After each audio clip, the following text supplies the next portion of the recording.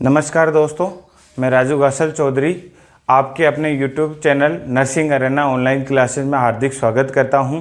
जैसा कि हम लास्ट क्लासेज में नर्वस सिस्टम के डिसऑर्डर पढ़ रहे हैं, तो लास्ट क्लासेज में अपन ने मेनिंजाइटिस के बारे में पढ़ा था। मेनिंजाइटिस क्या होता है, various clinical features, diagnosis test और नर्सिंग मैनेजमेंट, मेडिकल मैनेजमेंट के बारे में लास्ट क्लास में अपन ने डिस्कस कर लिया था। आज की क्लास में एक डिसऑर्डर है मास्थेनिया ग्रेविस, जो कि नर्वस सिस्टम का डिसऑर्डर है। इस डिसऑर्डर को दूसरे नाम से जाना जाता है, जिसका नाम है न्यूरोमस्कुलर डिसऑर्डर या neuromuscular disease. That means myasthenia gravis है एक प्रकार की ऑटो इम्यून डिसऑर्डर है, जिसके अंदर बॉडी का ओवन इम्यून सिस्टम, खुद की बॉडी का जो इम्यून सिस्टम होता है वो एक्टिवेट होके कुछ एंटीबॉडीज़ का फॉर्मेशन करता है, और वो एंटीबॉडीज़ जो मस्कुलर एंड प्लेट होती है, उस प्लेट्स के ऊपर जो पाए जाने वाले निकोटिनिक रिसेप्टर्स है उनको डैमेज करता है, और उनको डैमेज करने की वजह से एसिटाइल कोलिन का जो प्रॉपर जो है वो न्यूरोट्रांसमीटर का जो काम कर रहा है उसकी क्या हो जाती, कमी। उसकी कमी होने की वजह से पेशेंट्स के अंदर या जिसके अंदर मास्थेनिया ग्रेविस डेवलप हुआ उसके अंदर वॉलेंट्री मसल्स में वीकनेस और फैटिगनेस देखने को मिलती है। तो चलिए शुरू करते हैं इस डिजीज। तो myasthenia gravis also known as neuromuscular disease, it is a neuromuscular disorder. In this disorder weakness of voluntary muscles and abnormal fatigueness, abnormal fatigue of voluntary muscles of muscles, जो मसल्स है उनका क्या है, weakness और फैटिगनेस देखने को मिलता है। ये कैसा डिसऑर्डर है, नेक्स्ट इसके बारे में बात करें तो it is A auto immune disorder.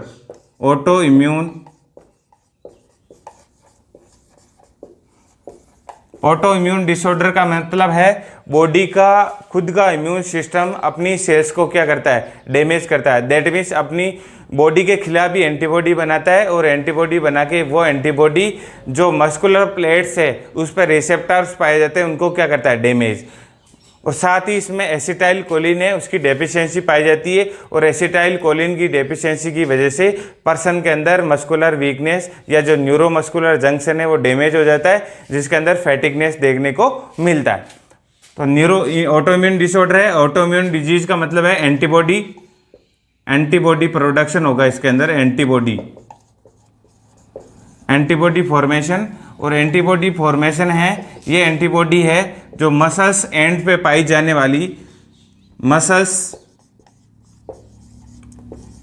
And जो प्लेट है मसल्स की, उस प्लेट पे पाई जाने वाले एक स्पेशल टाइप के रिसेप्टर जिनका नाम होता है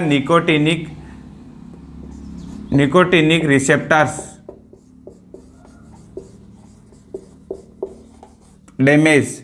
इन निकोटिनिक रिसेप्टर्स को क्या करता है, डैमेज करता है, और डैमेज करने की वजह से पर्सन के अंदर मस्कुलर फैटिगनेस देखने को मिलती है।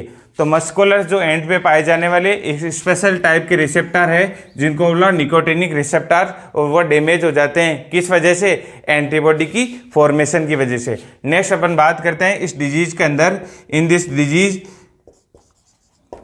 This disease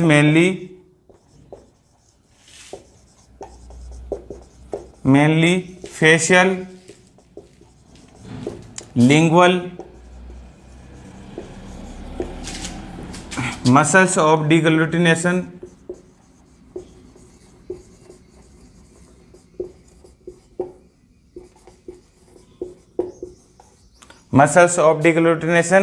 and cranial muscles are affected. Cranial muscles are affected.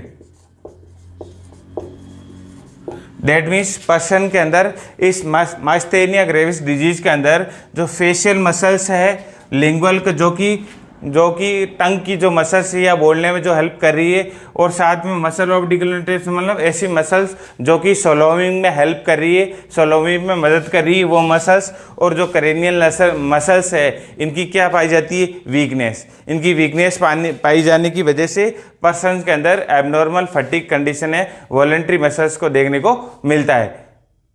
के अंदर जैसा कि अपन ने देखा फेशियल, ये लिंगुअल और मसल्स के अंदर क्या हो रही है, वीकनेस और एबनॉर्म फटिगनेस। इस मस्थेनिया ग्रेविस के अंदर जो एक एसिटाइल कोलिन, ये क्या है, एक प्रकार का क्या है, न्यूरोट्रांसमीटर है। क्या है, न्यूरोट्रांसमीटर, जो कि इसकी क्या हो जाती है, डेफिशिएंसी। तो न्यूरोट्रांसमीटर की कमी की वजह से जो due to deficiency of neurotransmitter, कौन सा, एसिटाइल कोलिन, इस एसिटाइल कोलिन की कमी की वजह से जो न्यूरोमस्कुलर ट्रांसमिशन है उनका क्या हो जाता है, डिफेक्ट। दैट मीन्स इम्पल्सेज है एक न्यूरॉन से other neuron, other to another, that means उन न्यूरॉन्स में इम्पल्सेज का जो ट्रांसमिशन है उनमें क्या आता है, डिफेक्ट। उनमें डिफेक्ट किस वजह से आ रहा है, क्योंकि मस्कुलर जंक्शन क्या हो रहा है, डैमेज। अब मस्कुलर जंक्शन डैमेज क्यों हो रहा है, क्योंकि जो निकोटिनिक जो रिसेप्टर है वो डैमेज हो गए, किस वजह से, एंटीबॉडी फॉर्मेशन की वजह से। तो एंटीबॉडी फॉर्मेशन की वजह से जंक्शन डैमेज हुआ, ट्रांसमिट डिफेक्ट हुआ और एसिटाइल कोलिन की कमी है। इस वीकनेस को, जिसकी वजह से मसल्स के अंदर वीकनेस देखने को मिलती है और इस वीकनेस को बोला जाता है कोलिनर्जिक वीकनेस। तो कंपटीशन व्यू से ये टॉपिक है, बहुत ही इंपॉर्टेंट है। इसमें से हर एग्जाम, स्टेट लेवल का हो, सेंट्रल लेवल का हो,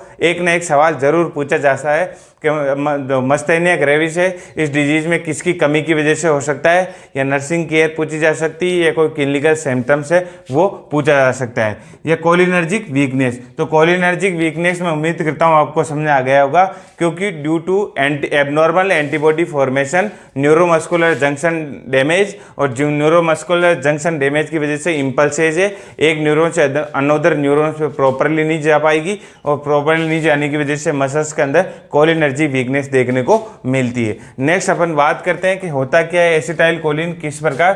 तो मैं एक न्यूरॉन की जो है स्ट्रक्चर बना के आपको इजीली बता रहा हूँ, तो उससे आपको और क्लियर हो जाएगा। जैसा कि अपन न्यूरॉन लास्ट पहले क्लासेज में अपन पढ़ रखे हैं, और न्यूरॉन का जो लास्ट पार्ट क्या होता है, एक्सोन। और ये कौन सा पार्ट है, एक्सोन। ये कौन सा पार्ट है, एक्सोन। तो न्यूरॉन्स का ये डेंड्राइट वाला पार्ट है। डेंड्राइट वाले पार्ट्स में कुछ वेसिकल्स होते हैं। क्या होते हैं ये, वेसिकल्स, और इनको बोलते हैं वेसिकल्स। वेसिकल्स ये है, और इसके अंदर यहाँ पे क्या होता है, एसिटाइल कोलिन। क्या होता है, एसिटाइल कोलिन को मैं शॉर्ट में SCH भी लिख सकता हूँ। ये है न्यूरोट्रांसमीटर का, जो कि वेसिकल्स के अंदर क्या होता है, स्टोर। नेक्स्ट अपन बात करें,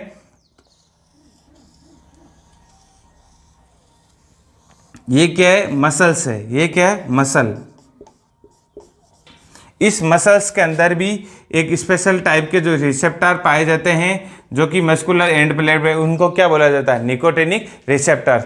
इन रिसेप्टर्स के साथ ही यहाँ पे एंटी कोलिनर्जिक जो एंजाइम है वो भी पाया जाता है, जो कि इस यहाँ पे वेरियस क्या मसल्स एंड पे क्या पाए जाते हैं, मसल्स एंड पे पाए जाते हैं एसिटाइल कोलिन रिसेप्टर्स। यहाँ पे पाए जाते हैं SCH रिसेप्टर्स। ये SCH रिसेप्टर इस न्यूरॉन की इम्पल्स को, इस मसल को फंक्शन कराने में काम होता है। ये तो होता है नॉर्मल एनाटोमी। तो ये क्या है, ये मसल है, तो ये जंक्शन हो गया। ये कौन सा जंक्शन हो गया, न्यूरोमस्कुलर जंक्शन। तो न्यूरोमस्कुलर जंक्शन डिजीज है, न्यूरोमस्कुलर डिजीज है।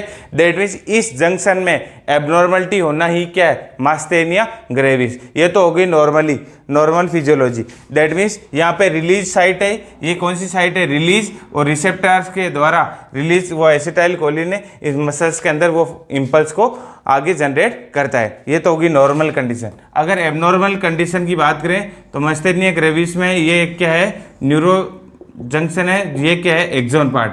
ये क्या है, एक्सोन पार्ट। इसके अंदर जो ये मस्कुलर जो है जंक्शन, इस जंक्शन के अंदर ये क्या है, मसल्स। ये क्या है, मसल्स। इस मसल्स के ऊपर जो ये रिसेप्टर्स पाए जाते हैं, ये रिसेप्टर क्या हो जाता है, डैमेज, और इस रिसेप्टर की डैमेज साथ में गैप भी थोड़ा है इंक्रीज होता है। तो इस वजह से जो इम्पल्स है न्यूरॉन से आई वो मसल तक प्रॉपरली नहीं जा पाएगी, और इसको वजह से ये है डैमेज। यहाँ पे लिख सकते हैं डैमेज। तो ये डैमेज है जंक्शन, और इस डैमेज की जंक्शन की वजह से इसमें वीकनेस देखने को मिलेगी, एबनॉर्मल फैटिज। यही क्या है, मास्थेनिया ग्रेविस। नेक्स्ट अपन बात करते हैं कोजेज। तो मस्थेनिया जो ग्रेविस है इसका जो कारण क्या क्या हो सकते हैं, जैसा कि अभी इंट्रोडक्शन में मैंने बताया कि मस्थेनिया ग्रेविस कैसी डिजीज है, एक ऑटो इम्यून डिजीज है। तो ऑटो इम्यून डिजीज का मीन्स है ऑटोमेटिकली बॉडी का इम्यून सिस्टम है वो क्या हो रहा है, एक्टिवेट हो रहा है और एक्टिवेट होकर एंटीबॉडीज बना रहा है। तो कारण इसका है इनसफिशिएंट सिक्रेशन ऑफ, फर्स्ट इसमें कोजेस की बात करें, कोजेस एक तो अपन ने देखा था ऑटो इम्यून डिजीज है, साथ में देखा था कोजेस, साथ में देखा था कि एसिटाइल कोलिन है उसकी क्या हो रही है, डेफिशिएंसी हो रही है। तो फर्स्ट इसका कारण होगा insufficient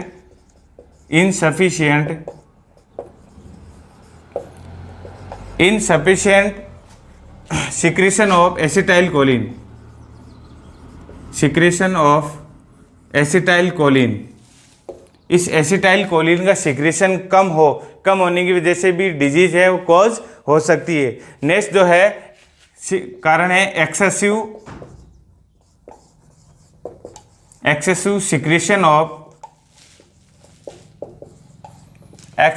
secretion of cholinesterase enzyme, cholinesterase enzyme. Cholinesterase enzyme है वो रिसेप्टर साइट पे प्रेजेंट होता है जो कि एसिटाइल कोलिन के सिक्रेशन को क्या करता है, कंट्रोल।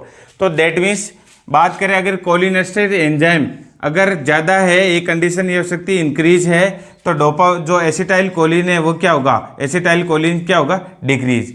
ये एंजाइम अगर बढ़ा हुआ है तो एसिटाइल कोलिन के सिक्रेशन को क्या कर देगा, कम। तो यही कारण, ये भी कारण हो सकता है अगर इस एंजाइम का सिक्रेशन ज़्यादा हो जाए तो एसिटाइल कोलिन के सिक्रेशन क्या होगा, कम। तो एसिटाइल कोलिन की क्या हो सकती है, डेफिशिएंसी। इसका अगर अपोजिट बात है, इसका अगर दवाई अब इसका मैनेजमेंट में अपन पड़ेगी ड्रग्स, तो ऐसा है ड्रग्स जो कि इस एंजाइम के सिक्रेशन को क्या करे, कम, इस एंजाइम को सप्रेस करेगी, इनिबिट करेगी। तो इनिबिट करेगी तो ऑटोमेटिकली जो एसईएच का जो लेवल है वो इंक्रीज हो जाएगा। तो जो बीमारी है जिस वजह से हो रही है एसिटाइल कोलिन की कमी से, वो बीमारी है, तो उस सिम्टम्स में क्या होगा, इम्प्रूवमेंट। नेक्स्ट है कारण unresponsive to muscle fibre to acetylcholine. तो एक तो कारण ये हो सकता है एसिटाइल कोलिन का सिक्रेशन कम हो, दूसरा कारण ये हो सकता है कोलिनर्ट्रेज जो एंजाइम है उसका सिक्रेशन ज़्यादा हो, तीसरा कारण है unresponsiveness of muscles to acetyl choline.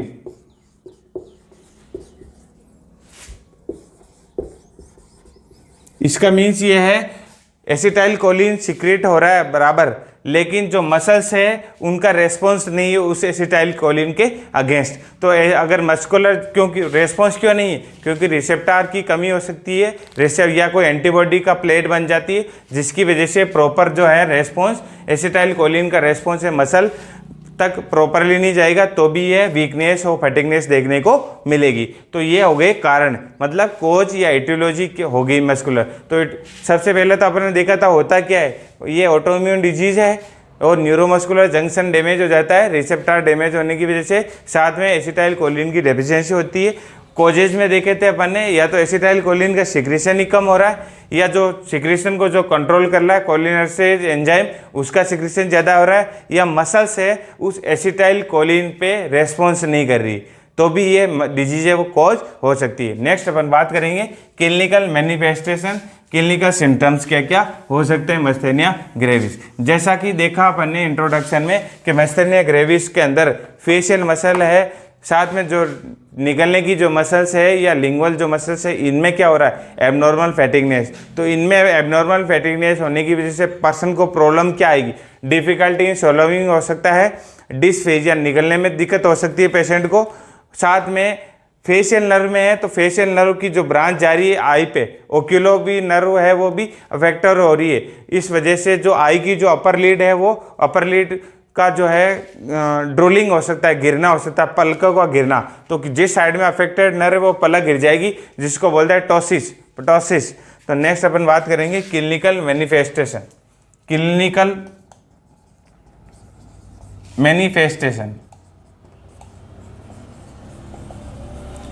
Manifestation के अंदर जो मस्थेनिया ग्रेविस का है तो क्लासिकल साइन है, क्लासिकल साइन वो होता है टॉसिस, ये आपसे कंपटीशन एग्जाम में क्वेश्चन देके पूछा जा सकता है कि ये साइन कौन सी डिजीज के अंदर देखने को मिलता है, तो आंसर क्या आएगा, मस्थेनिया ग्रेविस। क्या होता है ये, drooling of eyelids, drooling of eyelid.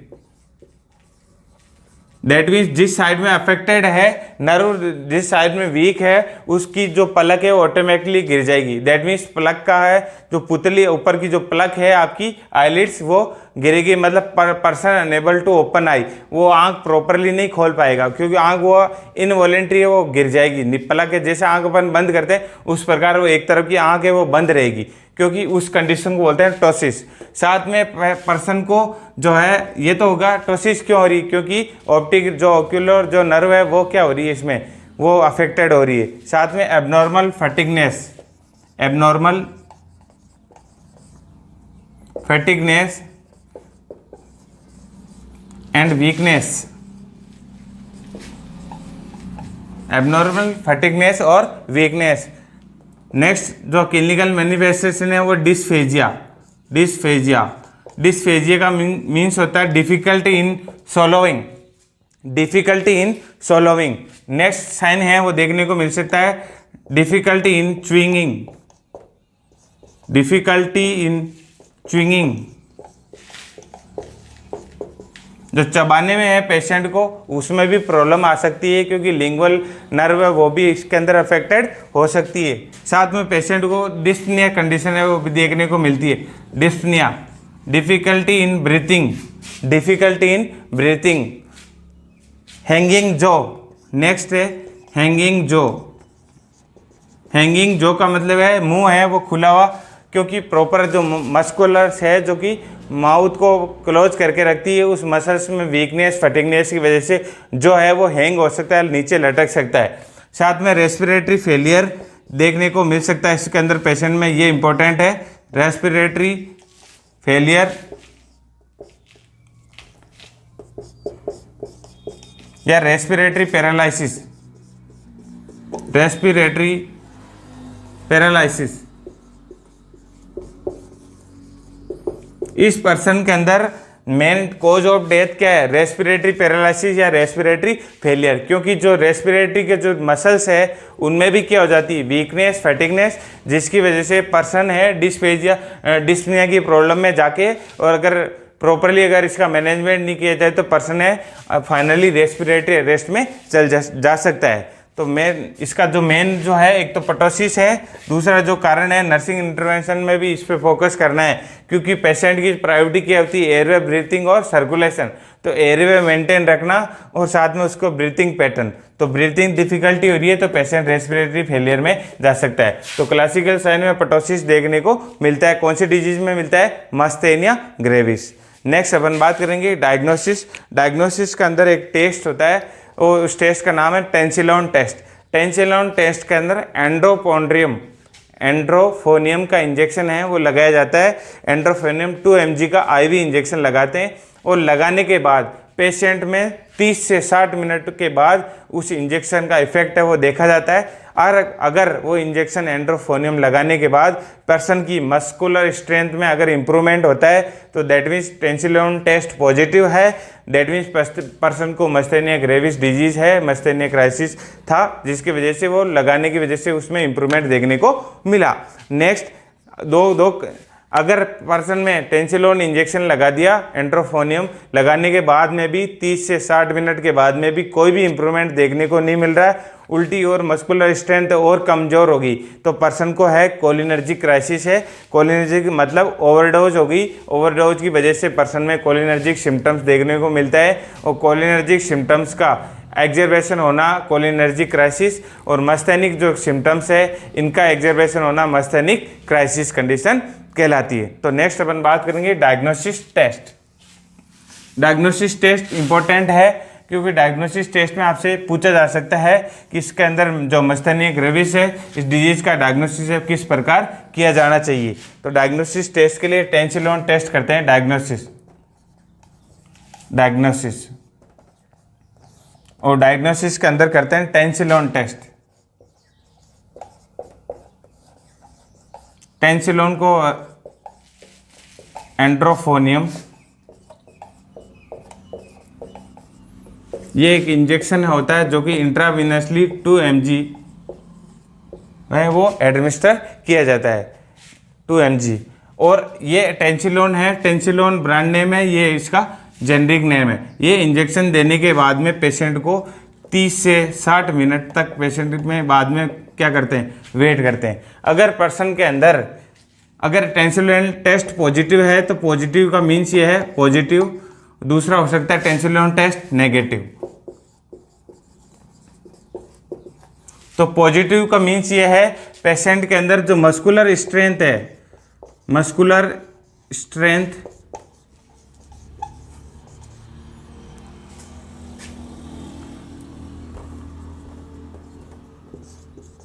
Improved,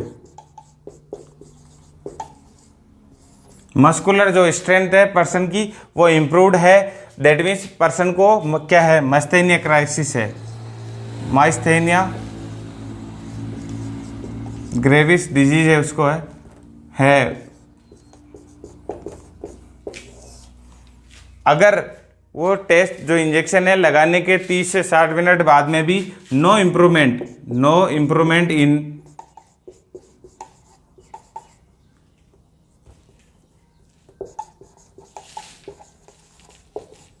in muscular strength,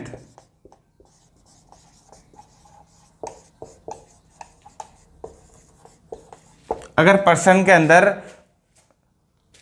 Tensilon injection लगाने के बाद में 30 से 60 मिनट का वेट करने के बाद में पर्सन के अंदर वीकनेस वही है या और ज़्यादा हो गई वीकनेस, और या मस्कुलर इम्प्रूवमेंट में कोई भी नहीं आया कंडीशन पर्सन को, दैट मीन्स उसको मास्थेनिया ग्रेविस नहीं है, उसको क्या है, कोलिनर्जिक क्राइसिस है। कोलिनर्जिक क्राइसिस, क्राइसिस का मतलब होता है एग्जर्वेशन। और कोलिनर्जिक क्राइसिस क्यों है, क्योंकि ओवरडोज है, ओवरडोज ऑफ, क्योंकि उसकी एंडोफोनियम की क्या हो गई, पेशेंट को ओवरडोज हो गई, ओवरडोज की वजह से पेशेंट किस में चला गया, कोलिनर्जिक क्राइसिस।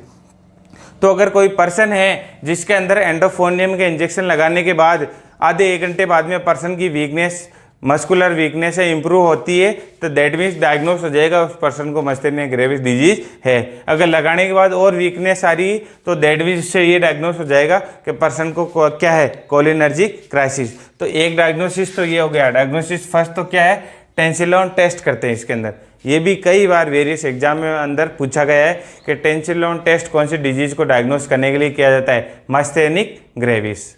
नेक्स्ट जो है इलेक्ट्रोमायोग्राफी, इलेक्ट्रोमायोग्राफी होती है। इलेक्ट्रो का मतलब इलेक्ट्रिकल सिस्टम से, जो मायोग्राफी होती है मसल्स की स्टडी की जाती है कि मसल्स में किस केमिकल सब्सटेंस की वजह से मसल्स के अंदर वीकनेस देखने को मिलती है। तो नेक्स्ट इलेक्ट्रोमायोग्राफी है वो इसके अंदर किया जाता है। तो एंड्रोफोनियम इंजेक्शन पूछा जा सकता है, टेंसिलोन इसका ब्रांड नेम है। आईवी लगाते हैं, आईवी लगाने के बाद उसको है पेशेंट में जो मस्कुलर वीकनेस उसको मॉनिटर किया जाता है, साथ में इलेक्ट्रोमायोग्राफी। ये हो गया इसका डायग्नोसिस। ये क्या हो गया, डायग्नोसिस। नेक्स्ट अपन बात करते हैं मैनेजमेंट। तो डायग्नोस हो गया तो मास्थेनिया ग्रेविस डिजीज है। अब मास्थेनिया ग्रेविस डिजीज तो क्या होगा उसका मैनेजमेंट। मैनेजमेंट में कुछ वो वेरियस टाइप्स की ड्रग्स देंगे, और ड्रग्स क्या करेगी, उस कोलिनर्जिक एंजाइम को क्या करेगी, इनहिबिट, ताकि जो एसिटाइल कोलिन का जो लेवल है वो इम्प्रूव हो और पेशेंट में जो मस्कुलर स्ट्रेंथ है उसमें क्या हो, इम्प्रूवमेंट हो। तो नेक्स्ट अपन बात करेंगे मैनेजमेंट। मैनेजमेंट में फर्स्ट आएगा मेडिकल मैनेजमेंट। मैनेजमेंट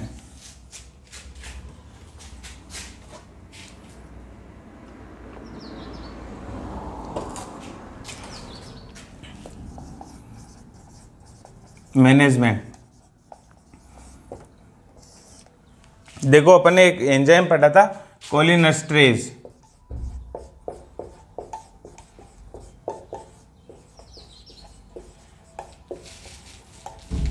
ये एंजाइम है, ये एंजाइम क्या करता है, जो एसिटाइल कोलिन होता है,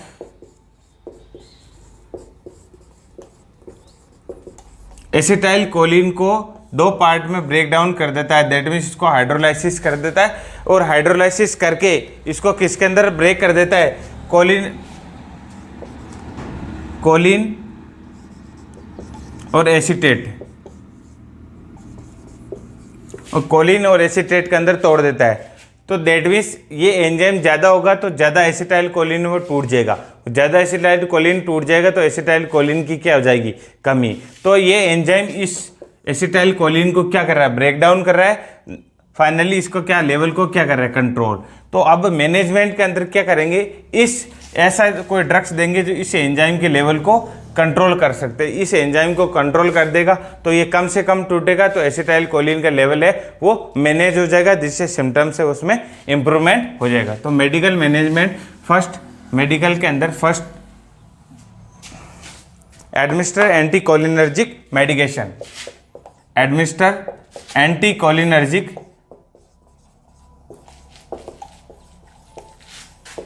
मेडिसिन या मेडिकेशन। तो एंटीकोलिनर्जिक मेडिकेशन कौन सी, जो कि जो कोलिनेस्टरेज एंजाइम है उसको क्या करे, कम करे, उसके अगेंस्ट वर्क करे। तो ये मेडिकेशन देंगे तो क्या होगा, तो लेवल है वो इम्प्रूव होगा, लेवल ऑफ एसिटाइल कोलिन है वो क्या होगा, इम्प्रूव्ड हो जाएगा, इम्प्रूव्ड। तो इस एंटीकोलिनर्जिक मेडिकेशन का जो गोल क्या है, इसके एसिटाइल कोलिन के जो है इसका लेवल को इम्प्रूव करना। इसमें ड्रग्स में एग्जांपल है, एंटीकोलिनर्जिक ड्रग्स है, उसके एग्जांपल की मैं बात करूं, सबसे पहले फर्स्ट ड्रग आती है नियोस्टिग्माइन। नियोस्टिग्माइन ये एक प्रकार की एंटीकोलिनर्जिक ड्रग्स है, नियोस्टिग्माइड ब्रोमाइड, फुल नेम इसका है नियोस्टिग्माइड ब्रोमाइड 0.5 mg, 0.5 mg पर ml इसकी होती है डोज, और ये देते हैं पेशेंट में एक तो एंटीकोलिनर्जिक मेडिकेशन के रूप में। इस मेडिसिन के भी कुछ साइड इफ़ेक्ट हैं, तो जब ये पेशेंट को मेडिसिन दे रहे होते हैं तब उनके साइड इफ़ेक्ट को भी क्या करना है, मॉनिटर। इस जो मेडिसिन है इसका साइड इफ़ेक्ट है, इसका जो साइड इफ़ेक्ट क्या है, रेस्पिरेटरी साइड इफ़ेक्ट,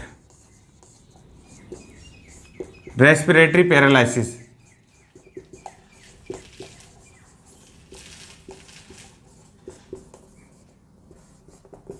तो नियोस्टिग्माइन ड्रग्स देते समय एज ए नर्स आपकी क्या रिस्पॉन्सिबिलिटी होती है कि नियोस्टिग्माइन जब पेशेंट को चल रही है तो रेस्पिरेटरी जो इंडिकेटर है, वाइटल साइन है, वो उस पर फोकस किया जाना चाहिए, क्योंकि पेशेंट कभी भी रेस्पिरेटरी पैरालिसिस, रेस्पिरेटरी अरेस्ट में जा सकता है। सेकंड एग्जाम्पल है पाइरोडोस्टिग्माइन।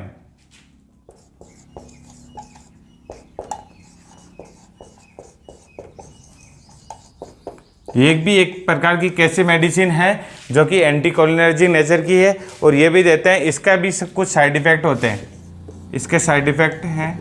तो ये मेडिकेशन देते वक्त भी कुछ बातें हैं वो ध्यान में रखनी चाहिए। Involuntary urination and definition, involuntary urination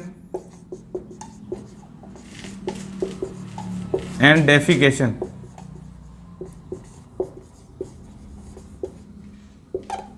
that means ये जब मेडिसिन चलेगी तो पर्सन को पता ही नहीं चलेगा कब उसको यूरिन पास हो गया, कब स्टूल पास हो गया। तो इनवॉलेंट्री मतलब उसकी बिना इच्छा के यूरिन और स्टूल पास आउट होने को देखने मिल सकते हैं। साथ में इसका साइड इफेक्ट है, सेकंड पेशेंट को सीजर्स प्रोड्यूस हो सकते हैं। तो ये ड्रग चल रही है तो पेशेंट को सीजर प्रिकॉशन भी ध्यान में रखना है, ये भी नर्सेज रेस्पॉन्सिबिलिटी होनी चाहिए। नेक्स्ट होता है एंड्रोफोनियम क्लोराइड। नेक्स्ट जो थर्ड ड्रग है, थर्ड एग्जाम्पल है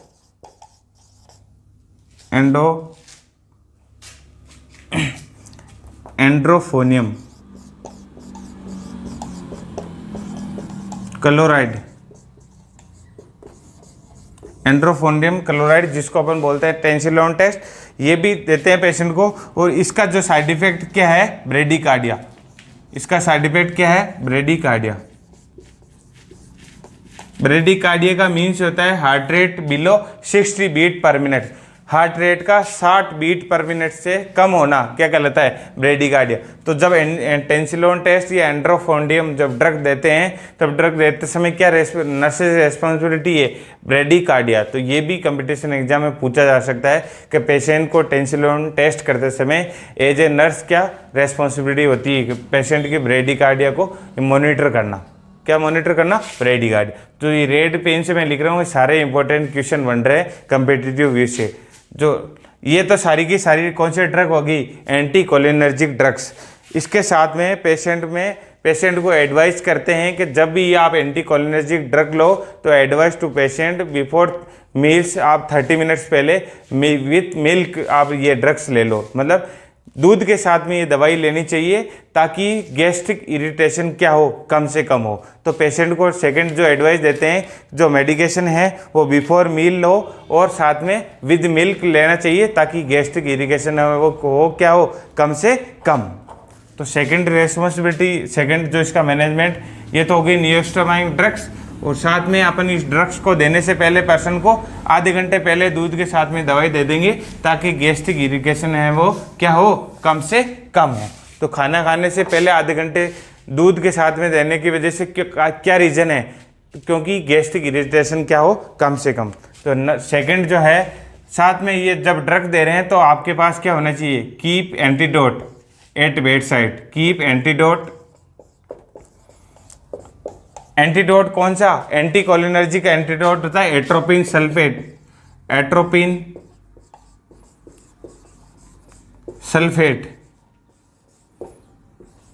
ये भी अभी एम्स 2019 के अंदर इसका एक सवाल पूछा था कि जब पेशेंट को एंट्रोफोन्डियम या मस्थैनिक क्राइसिस हो रहा है तो उसमें जो कोलिनर्जिक क्राइसिस है उस क्राइसिस को रोकने के लिए कौन सा एंटीडोट दोगे, कौन सा दोगे, एट्रोपिन। क्योंकि एट्रोपिन क्या है, उस टॉक्सिसिटी को क्या कर देगा, न्यूट्रलाइज। तो keep antidote at bed side, at bed side, bed side. तो मतलब आपके पास जब ये ड्रग पेशेंट को एडमिनिस्टर कर रहे हो तब आपके पास एट्रोपिन सल्फेट भी होना चाहिए, एंटीडोट भी आपके पास में होना चाहिए ताकि जो एंटी कोलिनर्जिक जो मेडिकेशन दे रहे हैं उसकी टॉक्सिसिटी को क्या कर सके, प्रिवेंट कर सके। तो एंटी कोलिन, तो ये भी नर्सेज रेस्पॉन्सिबिलिटी, ये भी इंपॉर्टेंट है। एग्जाम विशेष एंटीडोट पूछा जा सकता है कि एंटी कोलिनर्जिक का एंटीडोट क्या है, एट्रोपिन सल्फेट। नेक्स्ट जो और मेडिकेशन है उसको क्या करना है, आपको ध्यान रखना है। ओवर मेडिकेशन की वजह से क्या हो सकता है, ओवर मेडिकेशन मतलब जरूरत से ज़्यादा दे दी आपने या डबल डोज दे दी। ओवर मेडिकेशन की वजह से कोलिनर्जिक क्राइसिस हो सकता है पेशेंट में, कोलिनर्जिक क्राइसिस, इसको क्या हो सकता है पेशेंट के अंदर। तो ओवर मेडिकेशन नहीं करना है पेशेंट को, क्योंकि पेशेंट को और मेडिकेशन की वजह से कोलिनर्जिक क्राइसिस के अंदर वो कोज हो सकता है। और मेडिकेशन कोजेज कोलिनर्जिक क्राइसिस, तो और मेडिकेशन भी नहीं देना है। साथ में पेशेंट की इमरजेंसी इक्विपमेंट है तो इमरजेंसी इक्विपमेंट वो बेड साइड होने चाहिए। तो maintain emergency equipment at bed side. तो जो भी आपकी इमरजेंसी ट्रॉली है वो बेड के साइड में, बिल्कुल बेड के पास में होनी चाहिए, क्योंकि कुछ भी इमरजेंसी हो सकती है। मैंने बताया था कि पर्सन को रेस्पिरेटरी अटैक या रेस्पिरेटरी फेलियर में जा सकता है, तो पेशेंट को इमीडिएटली ट्रैकेस्टोमी या इंट्यूबेशन की नीड हो सकती है। तो सारी जो इमरजेंसी मेडिसिन या इमरजेंसी ट्रॉली के अंदर जो कि इमरजेंसी मैनेजमेंट के लिए हेल्पफुल होती है, लेरिंगोस्कोप, ईटी ट्यूब्स, ट्रैकेस्टोमी सेट, ये या इमरजेंसी ड्रग्स है, वो सारी की सारी एट बेड साइड पेशेंट के पास में होनी चाहिए। नेक्स्ट होती है, ये तो होगी जब एंटी कोलिनर्जिक मेडिकेशन दे रहे हैं तब कुछ बातें हैं जो कि ध्यान में रखनी चाहिए। नेक्स्ट जो है आपका मैनेजमेंट क्या होगा, कोर्टिकोस्टेरॉइड थेरेपी देंगे, कोर्टिकोस्टेरॉइड थेरेपी। सेकंड जो है, फर्स्ट तो क्या हो गया, एंटी कोलिनर्जिक मेडिकेशन, और एंटी कोलिनर्जिक मेडिकेशन के साथ में कुछ उनकी बातें होगी जो कि ध्यान में रखनी है जब ये मेडिसिन दे रहे हैं। तो उनको साइड इफेक्ट है वो मॉनिटर करना है, और साइड इफेक्ट के साथ में जो है ये कुछ बातें हैं जो कि इमरजेंसी मेडिसिन है, एंटीडोट है, वो आपको बिल्कुल और मेडिकेशन का वो ध्यान में रखना चाहिए। नेक्स्ट जो है सेकंड जो मैनेजमेंट है वो है कोर्टिकोस्टेरॉइड्स।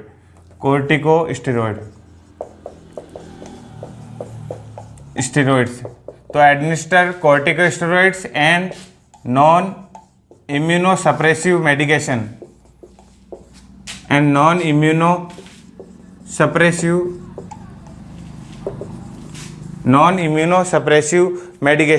तो non steroid non immune suppressive है, वो ड्रग्स उस पेशेंट को देनी जाएगी, क्योंकि ऑलरेडी इम्यून सिस्टम क्या है, एक्टिवेट ज़्यादा है। तो जो ऐसी कोई ड्रग्स नहीं देनी और ज़्यादा एक्टिवेट हो, तो इम्यून सिस्टम को नहीं सप्रेस करने वाली नॉन इम्यून सप्रेसिव जो ड्रग्स है वो पेशेंट को दी जानी चाहिए। साथ में मैंने बताया ऑटोइम्यून डिजीज है, इसमें अंदर एबनॉर्मल एंटीबॉडीज़ का फॉर्मेशन होता है। तो एबनॉर्मल एंटीबॉडीज़ को फिल्ट्रेशन करने के लिए इसको बोलते हैं प्लाज्मा फेरेसिस।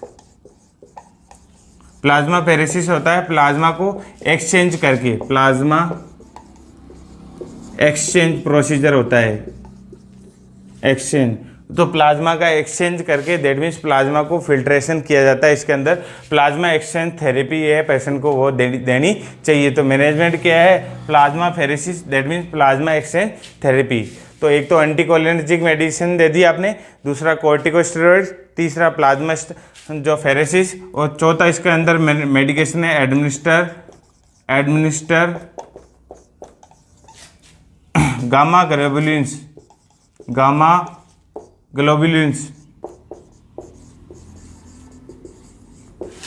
ग्लोबुलिन्स कौन सी होती है, IgG।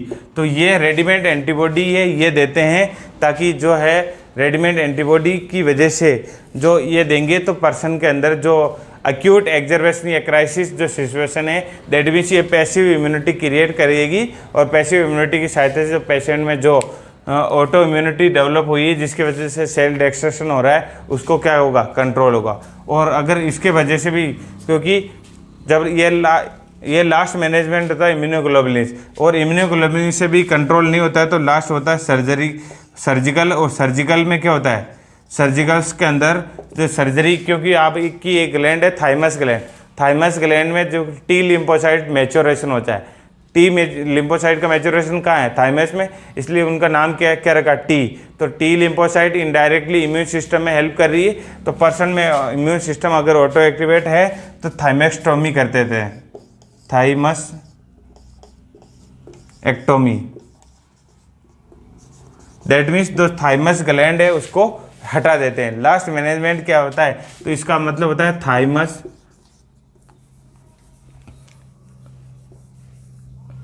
Thymus gland removal.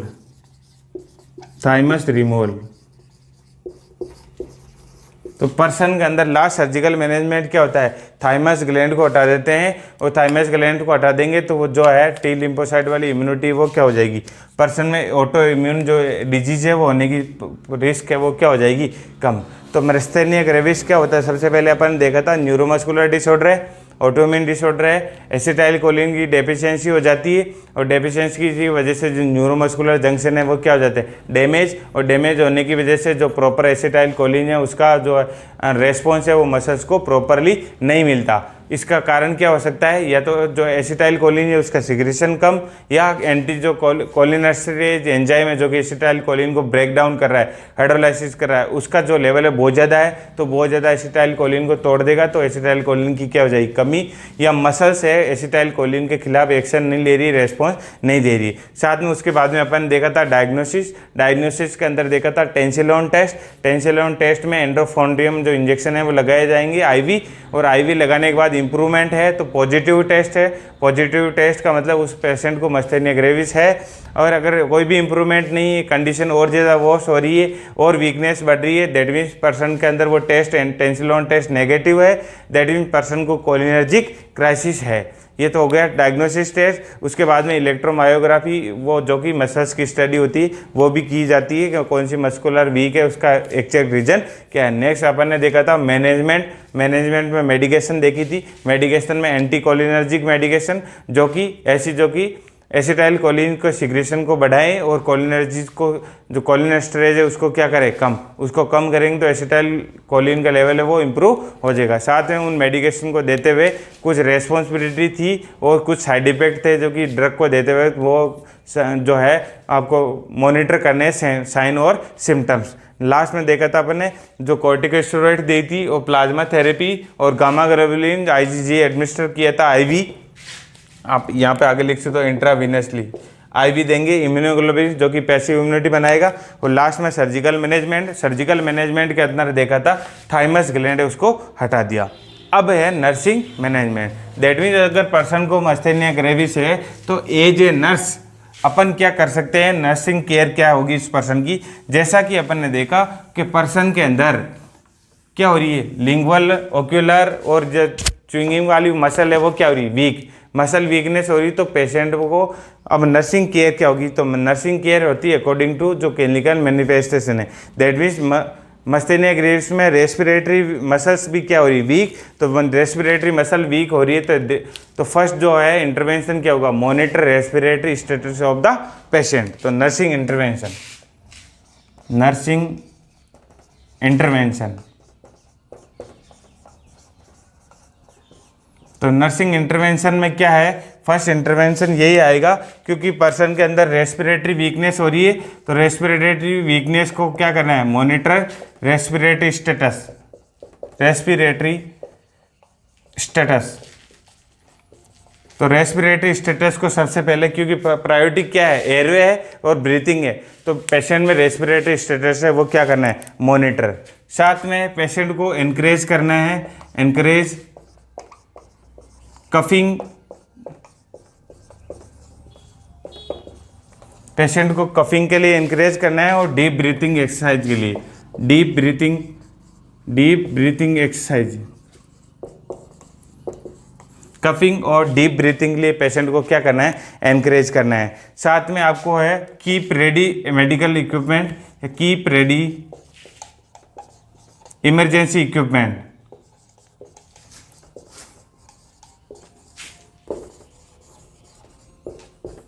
तो नर्स की रेस्पॉन्सिबिलिटी होती है कि इमरजेंसी ट्रॉली वो एट बेड साइड में रखा जाए, क्योंकि पर्सन है मस्थेनिया ग्रेविस का है, वीकनेस है मसल्स की। तो मसल जब भी और फैटिक हो जाएगी तो मस्कुलर जो वर्क है वो इम्पेयरमेंट हो जाएगा। तो इस वजह से पेशेंट को इमरजेंसी रेस्पिरेटरी फेलियर हो सकता है। तो इमरजेंसी इक्विपमेंट, सक्शनिंग वगैरह, सक्शनिंग इक्विपमेंट वगैरह है वो पेशेंट को बिल्कुल बेड साइड में रखना चाहिए।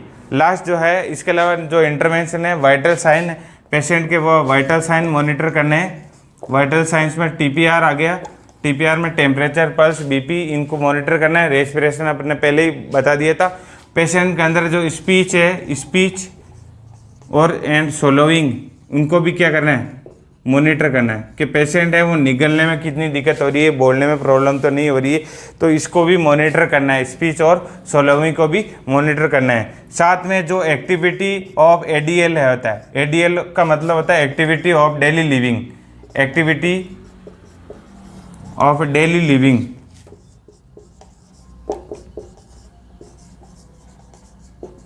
एक्टिविटी एडीएल को है वो मैनेज करना है। एक्टिविटी ऑफ डेली, जो भी पर्सन का रूटीन वर्क है, जो काम नहाना धोना, जो भी घर का बेसिक काम है, उस बेसिक काम को क्या एक इंटरवल के दौरान उसको करने की एडवाइस देना है कि आपको एक साथ एक काम नहीं करना है। तो दैट मीन्स आपको रुक रुक के या ब्रेक लेके, रेस्ट लेके उस काम को, पीरियड्स को कुछ टुकड़ों के अंदर करना है, ताकि आपकी जो इजी फैटिकनेस की प्रॉब्लम है वो रिजोल्व हो जाएगी, आप इतना जल्दी थकोगे नहीं।